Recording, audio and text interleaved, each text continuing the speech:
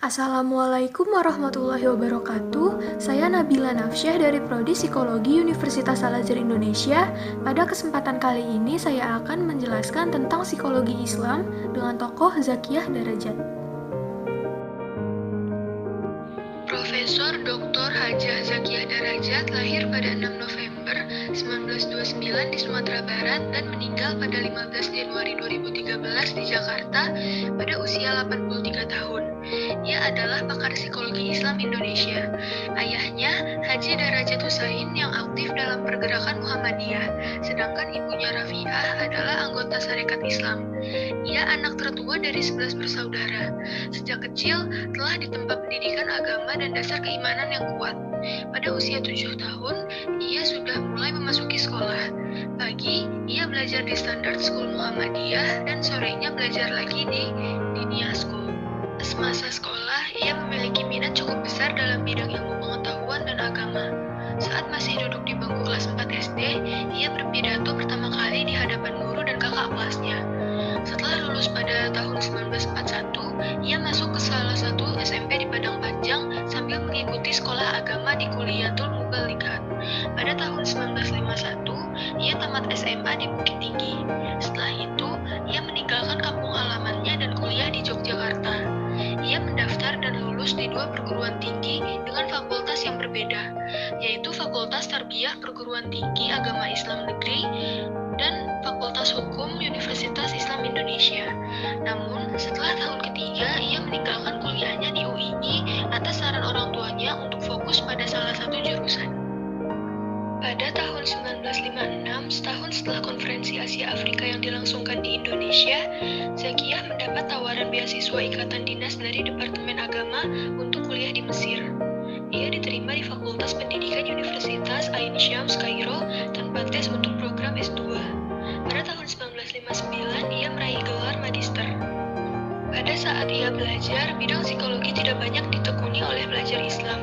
Perkembangan ilmu psikologi didominasi oleh psikoanalisis Sigmund Freud yang mendudukkan alam tak sadar sebagai faktor penting dalam kepribadian manusia. Zakiyah mengenalkan metode non-direktif dari Carl Rogers yang baru mulai dirintis dan diperkenalkan oleh universitas. Ia mengajukan disertasi mengenai psikoterapi model non-direktif dengan fokus psikoterapi bagi anak-anak bermasalah. Hingga usulannya ini mendapat persetujuan pihak universitas. Sambil membagi waktu menyelesaikan kuliah S3 di universitas yang sama, ia mulai membuka praktik konsultasi kejiwaan di alma maternya. Ia mengambil kesempatan mengajar bahasa Indonesia di Kairo dan menjabat sebagai kepala jurusan bahasa Indonesia di Higher School for Language. Dari penghasilan yang diterimanya mengajar bahasa selama 3 tahun, ia dapat membawa kedua orang tuanya ke Mesir selama 7 bulan dan menunaikan haji di Mekah. Pada tahun 1964, dengan disertasi tentang perawatan jiwa anak, ia berhasil meraih gelar doktor dalam bidang psikologi dengan spesialisasi psikoterapi dari Universitas Ain Syams. Penelitian disertasinya mendapatkan penghargaan dari Presiden Gamal Abdul Nasir berupa medali ilmu pengetahuan yang diberikan pada upacara Hari Ilmu Pengetahuan Mesir pada tahun 1965. Setelah kembali ke Indonesia, ia merintis karir di Departemen Agama sebagai pegawai Biro Perguruan Tinggi dan membagi waktu untuk mengajar sebagai dosen keliling untuk Perguruan Tinggi Agama Islam Negeri Indonesia. Pada tahun 1967, Zakiyah diangkat oleh Menteri Agama Saifuddin Zuhri sebagai Kepala Dinas Penelitian dan Kurikulum Perguruan Tinggi di Biro Perguruan Tinggi Kementerian Agama.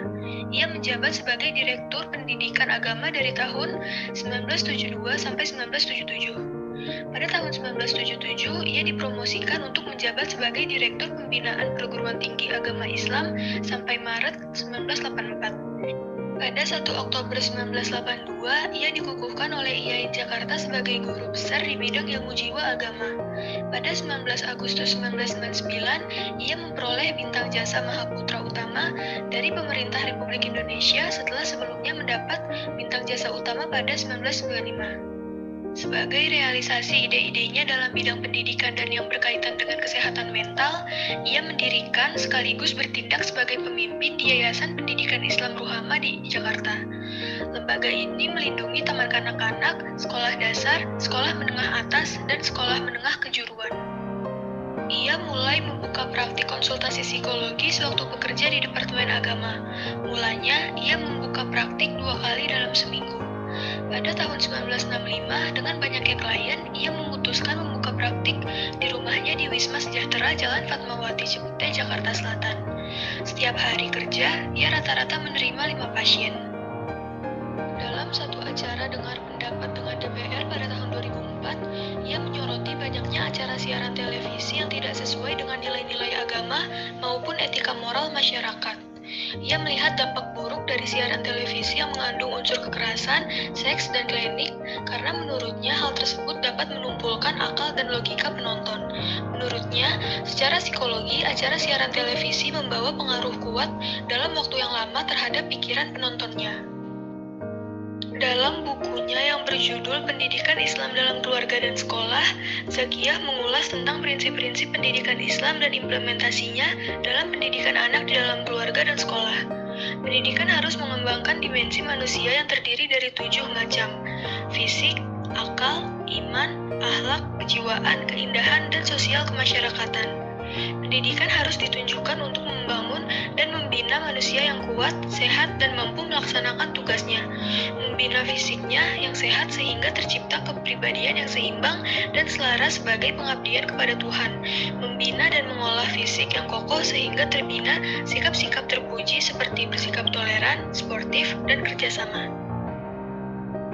Menurut Zakiyah, gangguan kejiwaan yang ikut mempengaruhi kondisi fisik seseorang dapat ditelusuri melalui kajian psikologi dan penyembuhannya dilakukan mengikuti ajaran Islam. Ilmu jiwa menurut Zakiyah sangat berfungsi untuk melakukan penelitian terhadap perilaku keagamaan pada seseorang dan selanjutnya dapat digunakan untuk mempelajari seberapa besar pengetahuan keyakinan keagamaan tersebut terhadap tingkah laku dan keadaan hidupnya.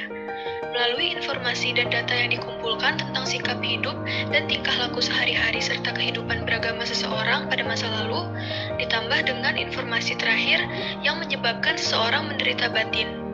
Zakiyah mengolahnya ke dalam metode dan langkah penyembuhan.